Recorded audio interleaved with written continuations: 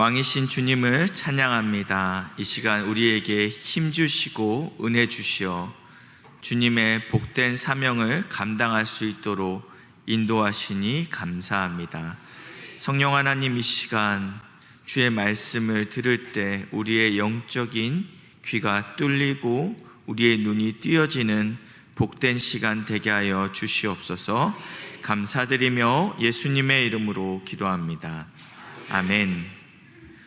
오늘 설교 제목은 희미함에서 선명함으로 라는 말씀으로 함께 말씀을 나누도록 하겠습니다. 먼저 본문에 들어가기 전에 저희가 2주 전의 기억을 한번 되돌려 보도록 하겠습니다. 예수님께서는 이방의 땅에서 칠병이어의 기적을 행하셨습니다. 그 후에 바리새인의 요청이 무엇이었냐면 하늘로부터 오는 표적을 구하였습니다. 예수님은 이러한 바리새인을 떠나 바다 건너편으로 가시는 도중에 제자들에게 바리새인과 헤롯의 누룩을 주의하라라고 말씀하시죠.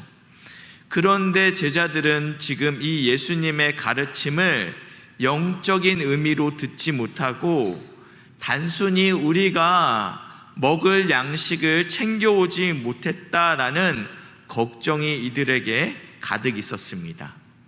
이러한 제자들을 향하여 예수님께서 내가 오병이어의 기적을 행한 후에 몇 강주리가 남았으며 내가 칠병이어의 기적을 행한 후에 몇 강주리가 남았느냐라고 물으십니다.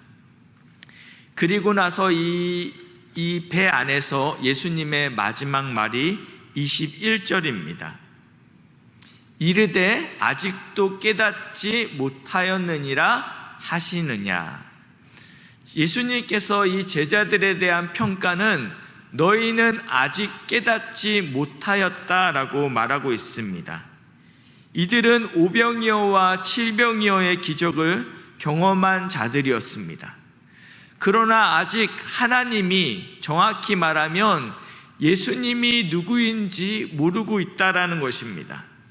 제자들의 육신의 눈은 띄어져 있지만 영적인 눈은 감겨져서 참 떡이신 예수님을 알아보지 못하고 있다라는 것입니다. 그리고 오늘 본문 바로 한 맹인의 이야기가 시작됩니다. 22절 말씀입니다. 같이 읽습니다. 시작.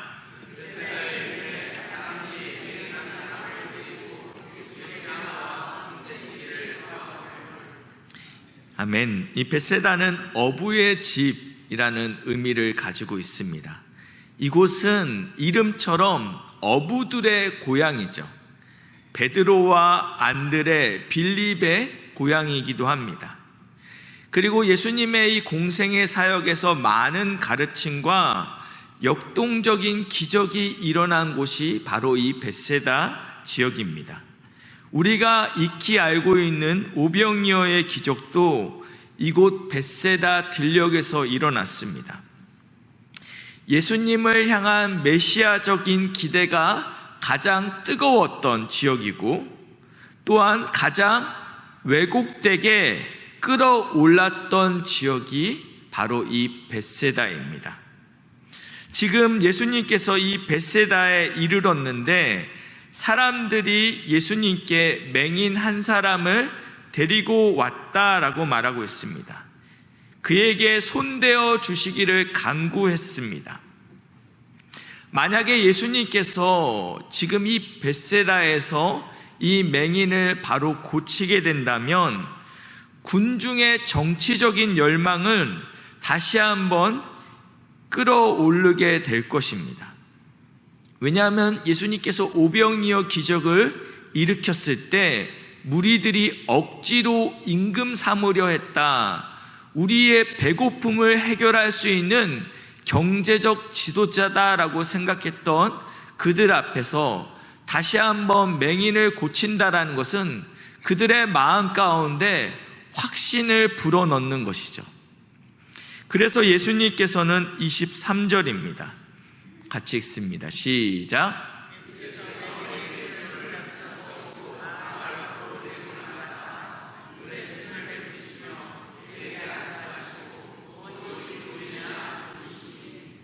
아멘. 그래서 예수님께서는 이 맹인을 마을 밖으로 데리고 가십니다. 그리고 오늘 우리가 23절을 볼 때 자연스럽게 떠오르는 한 사건이 있습니다. 무엇이 떠오르십니까?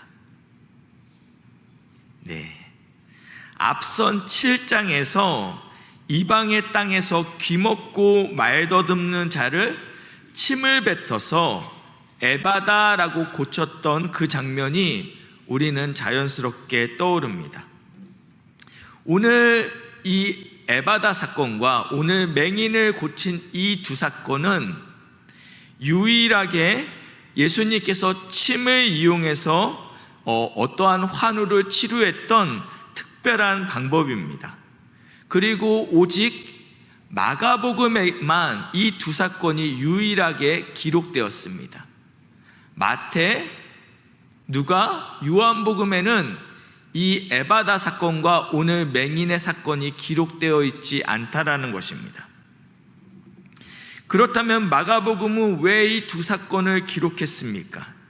여기에는 특별한 메시지가 담겨져 있습니다. 마가는 의도적으로 이 두 사건을 연결시킵니다. 마가복음에서 이 두 이야기가 서술된 위치, 구조를 보면 그 사실이 명확해집니다. 한번 표를 띄워주시면 감사하겠습니다. 표를 보시면 이 가운데 B 부분, 노란색으로 되어 있는 B 부분은 예수님께서 배를 타고 가고 있는데 이 제자들이 빵 한 개밖에 없음으로 인해서 수군거리고 걱정하자 예수님께서 제자들에게 이렇게 말씀하시죠. 너희가 눈이 있어도 보지 못하며 귀가 있어도 듣지 못하느냐, 또 기억하지 못하느냐라고 책망하십니다. 그리고 이 비단락의 앞에 귀먹은 자의 치료 사건이 기록되어 있고, 그리고 지금 이 비단락의 바로 뒤에는 맹인 치료 사건이 기록되었다라는 것입니다. 이것을 보면 우리는 자연스럽게 샌드위치 구조가 떠올라야 합니다. 이것이 유대 문학의 어떠한 특징이다라고 말씀했습니다. 가운데 패티 부분을 강조하기 위해서 A와 A-가 기록된 것입니다. 그러니까 예수님께서 이 귀먹은 자의 치료, 맹인의 치료는 단순히 육신적인 회복을 넘어서는 어떠한 의미가 담겨져 있다라는 것입니다. 예수님께서 진정으로 하시고 싶은 이야기는 너희가 눈은 있지만 제대로 보지 못하고 있음을 꾸짖고 있는 것입니다. 너희가 듣고는 있지만 제대로 듣지 못한다라고 말씀하고 있는 것입니다. 이것은 바로 제자들의 영적인 무지에 대해서 예수님께서는 책망하고 있습니다. 그리하여 예수님께서 이 시각자료, 이 메시지를 사용하고 있다는 것입니다. 오늘 이 메시지는 제자들뿐만 아니라 오늘 우리의 상태임을 깨닫게 되시길 주님의 이름으로 축복합니다. 다시 본문으로 돌아와서 침을 뱉어 안수한 후에 맹인에게 무엇이 보이느냐라고 물으십니다. 공동 번역으로 준비했습니다. 그러자 그는 눈을 뜨면서 나무 같은 것이 보이는데 걸어 다니는 걸 보니 아마 사람인가 봅니다. 보이는 건 나무처럼 보이는데 나무가 걸어 다니는 거 보니 사람이겠구나 라고 생각했다라는 것입니다. 그러자 25절입니다. 같이 읽습니다. 시작.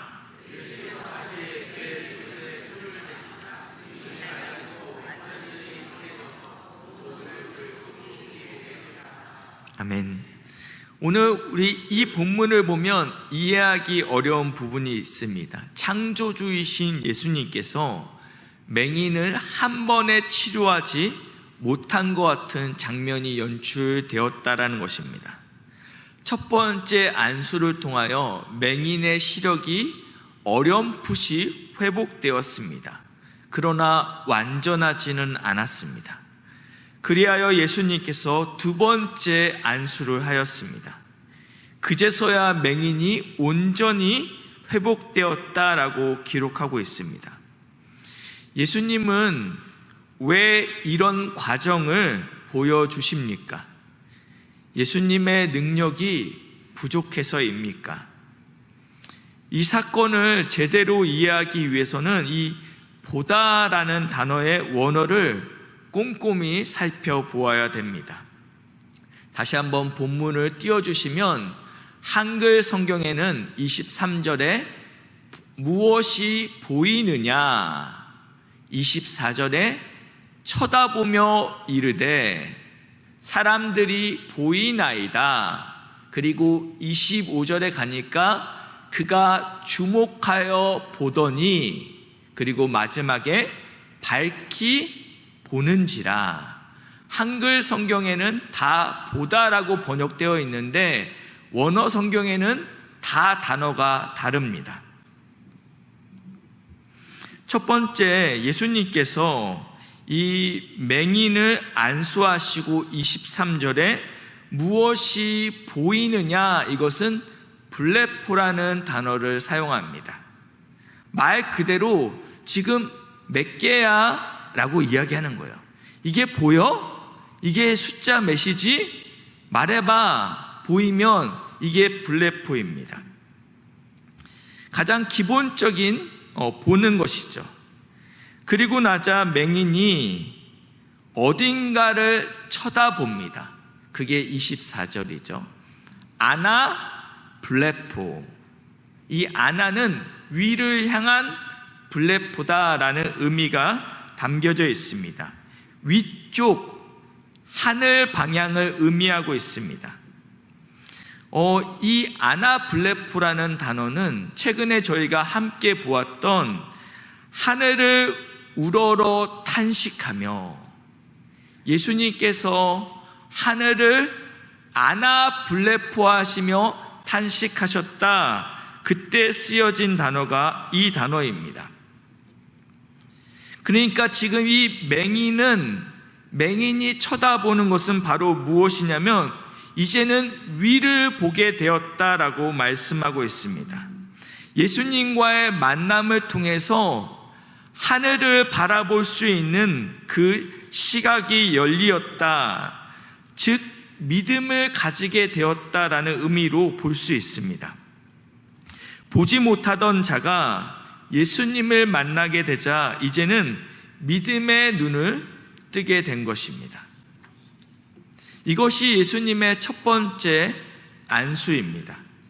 이 안수를 통해서 이 벳세다의 맹인은 하늘을 보게 됩니다. 믿음의 눈이 뜨여졌습니다. 그러나 아직 온전하지 못합니다. 그의 눈은 아직 땅의 사람을 제대로 분간할 수 없었습니다. 그래서 사람을 보고 24절입니다. 나무같은 것이 보이는데 걸어 다니는 것을 보니 아마 사람들인가 봅니다. 보이긴 보이는데 뭔가 명확하지 않습니다 라고 이야기하고 있습니다. 이에 다시 예수님을 통해서 안수를 받게 됩니다. 왜냐하면 제대로 보지 못하기 때문이죠. 예수님께 다시 안수를 받자 25절에 이번에는 주목하여 보더니 라고 써 있습니다. 이번에는 디아 블레포라는 단어를 쓰여집니다. 이것은 신약 성경에 3번 쓰여집니다. 이것은 명확히 보다 혹은 가리워진 것이 치워졌다라는 의미가 있습니다. 오늘 본문 말고 2번은 동일하게 쓰여집니다. 내 눈에서 들보를 빼라. 그제서야 밝히 보이게 될 것이다 라고 이야기합니다. 눈에 무엇이 끼었으면 절대로 볼 수 없죠. 먼저 이것을 빼야, 이 가림막이 있던 것을 제쳐야지 볼 수 있는 상태가 됐다라는 것입니다. 희미하게 보긴 보았지만 명확하게 보지 못하는 이 맹인을 향하여 예수님이 안수하자 가리워진 것이 거쳐진 것입니다. 이 단계로 나아갑니다.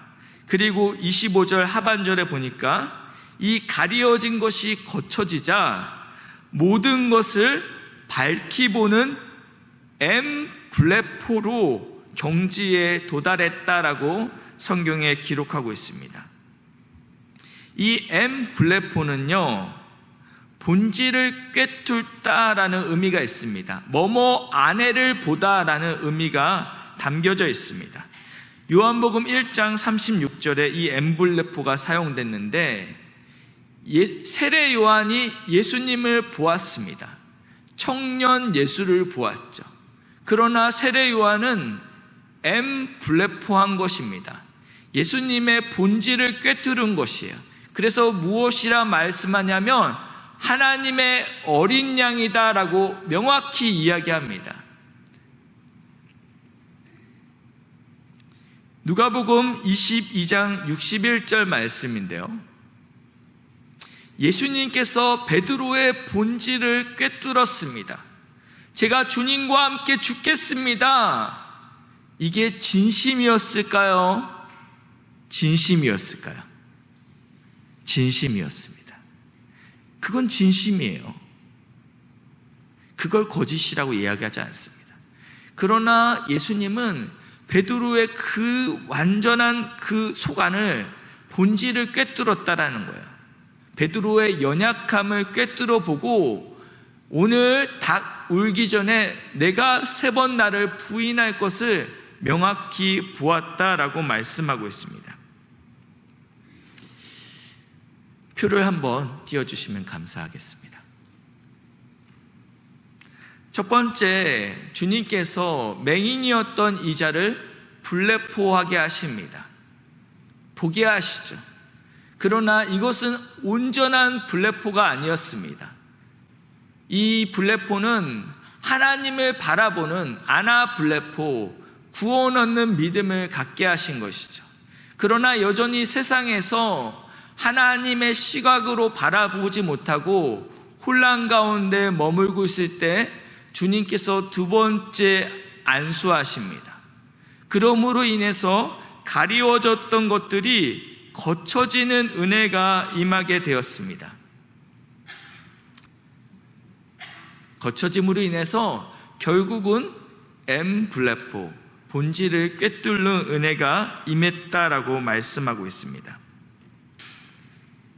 고린도전서 13장 12절 말씀인데요, 고린도전서 13장 12절 같이 읽습니다. 시작.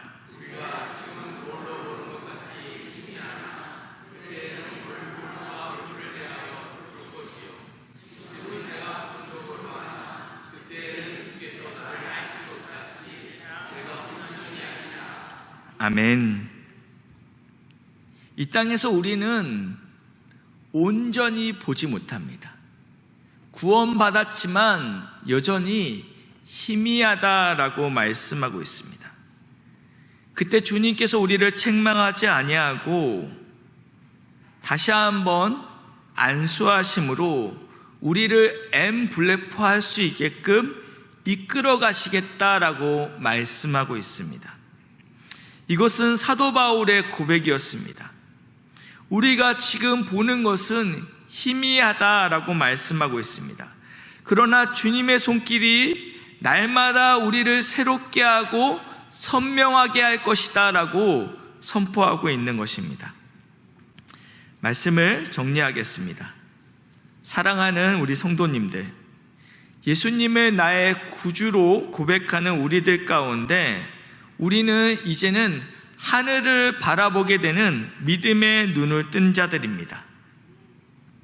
우리는 믿음으로 구원받고 또 하늘을 보게 되었지만 여전히 삶의 문제 가운데 사람과 나무를 구별하지 못하며 희미하게만 보는 상태일 수 있습니다. 예수님은 알았지만 예수님이 가신 십자가의 길을 알지 못합니다. 여전히 세상의 관점으로 이 땅을 바라보고 있다라는 것입니다. 그런 자들을 향하여 예수님께서 다시 한번 손을 대십니다.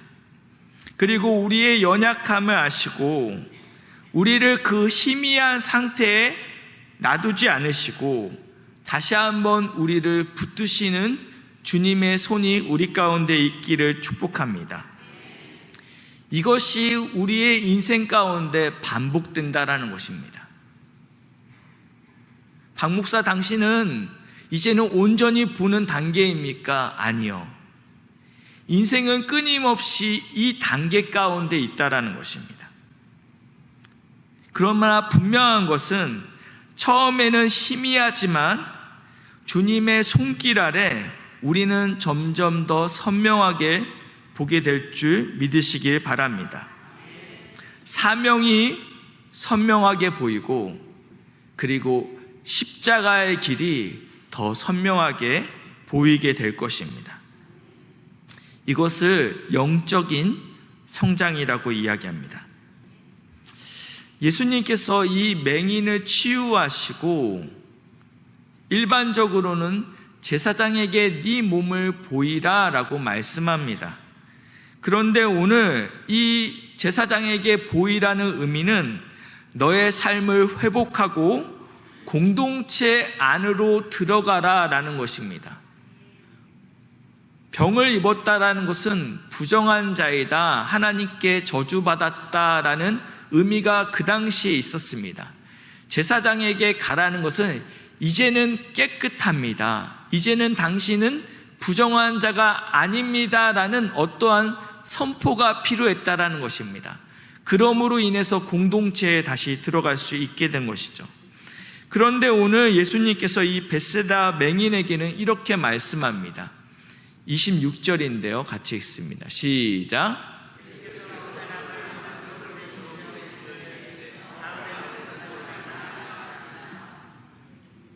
이제는 일상의 삶을 살아내라. 마을에 들어가서 너를 치유하신 예수님을 증언하라 라고 말씀하셔야 되는데 마을로는 들어가지 말라라고 말씀합니다. 그 이유가 마태복음 11장 21절을 보면 우리가 추측할 수 있습니다. 같이 읽습니다. 시작.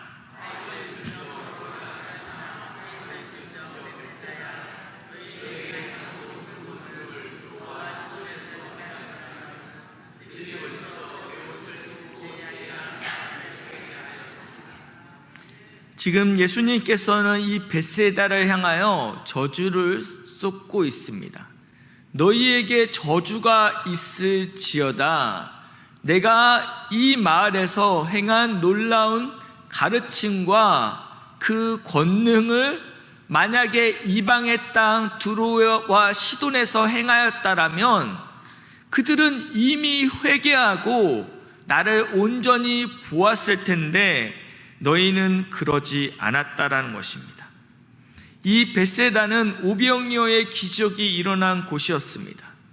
그러나 그들은 예수님을 보지 못하고 내 육체의 굶주림을 해결할 그 떡에만 집중했다라는 것입니다. 이분이야말로 내 배고픔을 해결할 자이다. 이분이야말로 우리의 정치적 임금이 되어야 된다. 그러한 땅에서 주님께서 이 맹인의 손을 잡고 처음부터 마을 밖으로 데리고 나갔던 이유가 여기 있습니다. 로마서 12장 2절에는요, 너희는 이 세대를 본받지 말고 오직 마음을 새롭게 함으로 변화를 받으라 라고 말씀하고 있습니다.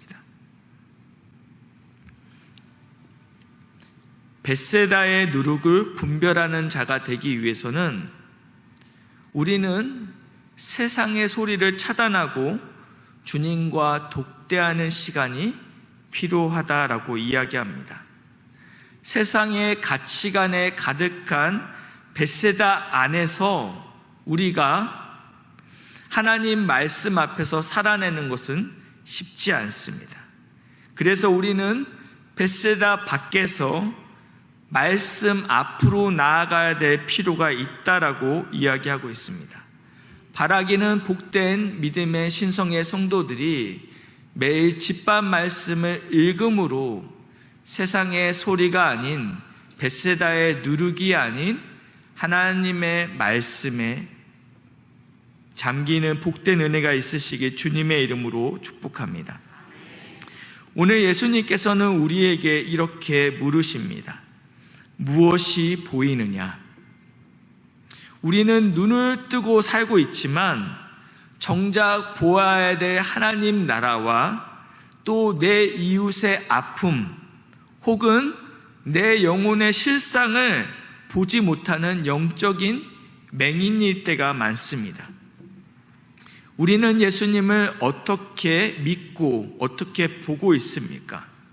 나의 문제를 해결할 분, 내 건강과 성공과 형통을 가져다 주실 분, 내 필요를 채워주실 분으로만 보고 있지는 않습니까? 이것이 희미한 상태인 것입니다. 사람과 나무를 구분 못하는 상태라는 것입니다. 그러나 주님께서는 우리를 그런 희미한 눈인 상태로 그대로 두지 않습니다. 그렇기 때문에 우리가 낙담하지 않을 이유가 여기 있습니다.